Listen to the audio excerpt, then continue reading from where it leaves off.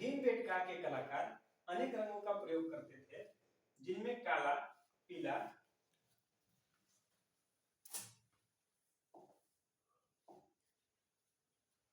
भीमबेटका के कलाकार अनेक रंगों का प्रयोग करते थे,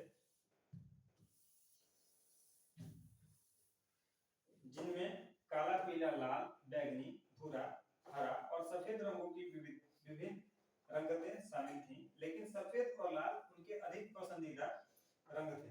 रंग और रंजक द्रव्य विभिन्न चट्टानों तथा खनिजों को कूट पीस कर तैयार किए जाते थे। लाल रंग हेमज, जिसे गुरु भी कहा जाता है, से बनाया जाता था। हरा रंग कैल्सेडोनी नामक पत्थर की हरी किस्म से तैयार किया जाता था तथा सफेद रंग संभवतः चूना पत्थर से बनाया जाता था।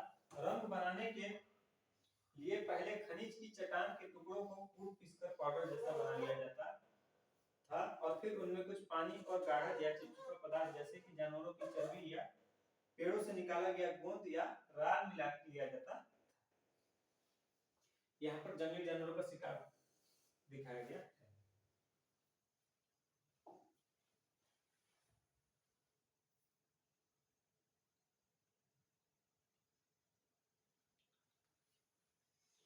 इस प्रकार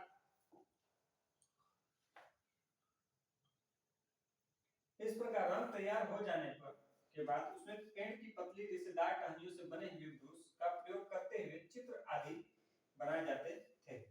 आश्चर्य की बात तो यह है कि हजारों साल पहले बनाए गए इस चित्रों के रंग हवा पानी की मार को झेलने के बाद आज भी बरकरार हैं। यह समझा जा सकता है कि ये रंग अब तक इसलिए अक्षुण्ण रहे क्योंकि चट्टानों की सतह पर जो ऑक्साइड मौजूद थे, उनके साथ इन रंगों की रासायनिक प्रतिक्रिया ने इन्हें अस्थायी बना दिया।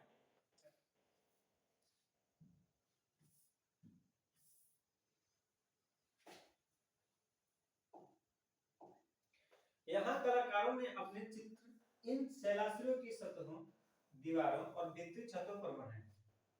कुछ चित्र तो ऐसी गुफाओं या शैलाश्रियों में मिले हैं जहां लोग रहते थे, लेकिन कुछ चित्र ऐसी जगहों से भी मिले हैं जहां शायद लोग कभी रहे ही नहीं होंगे। संभवतः इन स्थानों का कोई धार्मिक महत्व रहा होगा। शैलाश्रियों में पाए गए कुछ अत्यंत सुंदर चित्र बहुत ऊंचे स्थान पर या शैलाश्रियों की छत के पास बने हुए हैं। प्रश्न उठता है कि आदिकालीन मानवों ने चट्टानों में ऐसे असुविधाजनक स्थानों पर ये चित्र क्यों बनाए? शायद ये चित्र बहुत दूर से लोगों के ध्यान को आकर्षित करने के लिए ऊंचाई पर बनाए गए।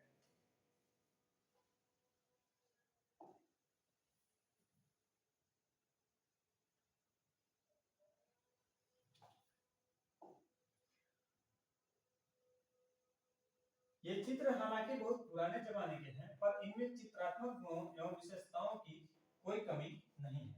कार्य करने की प्रतिकूल परिस्थितियों, औजारों तथा सामग्रियों आदि की कमी होते हुए भी इन चित्रों में तत्कालीन पर्यावरण के सामान्य दृश्य आकर्षक रूप में प्रस्तुत किए गए हैं, जिससे ऐसा प्रतीत होता है कि उस समय के लोग बहुत साहसी थे और अपने जीवन का आनंद ले रहे थे। पशुओं को तो वास्तविकता से भी अधिक तगड़ा और रौबदार दिखाया गया है।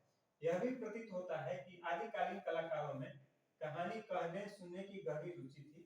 इस चित्रों में बड़े ही नाटकीय रूप से मनुष्यों और जानवरों को स्वयं को जीवित रखने के लिए संघर्षरत दिखाया गया है। एक दृश्य में कुछ लोगों को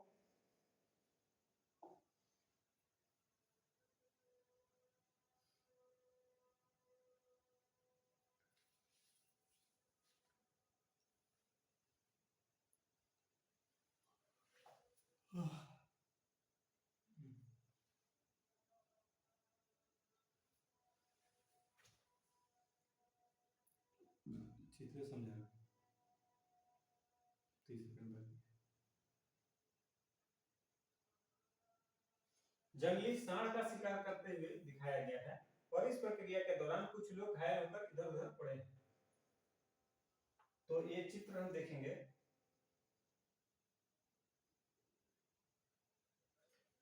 शिकार का दृश्य,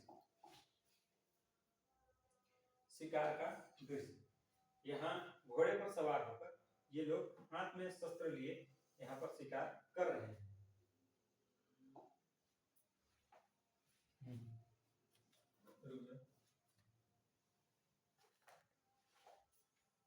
पाषाण युग के चित्रों में शिकार के दृश्य बहुलता में पाए जाते हैं। यह ऐसा ही एक दृश्य है जिसमें लोगों का एक समूह भैंसे को मारते हुए दिखाया गया है। कुछ घायल व्यक्तियों को इधर-उधर पड़ा दर्शाया गया है। ये चित्र अंकन की कला में श्रेष्ठता का प्रदर्शन है। और दूसरा ये नृत्य का दृश्य, इसको आप देख सकते हैं। इस दृश्य में एक दूसरे का हाथ पकड़कर नृत्य करती हुई आकृतियां दिखाई गई हैं। वस्तुतः यह एक ऐसा विषय है जिसे बार-बार दोहराया गया है। नृत्य का यह दृश्य हमें उत्तराखंड के लखुड़ियार के पाषाण दृश्य की याद दिलाता है। ठीक है, इस वीडियो में इतना है।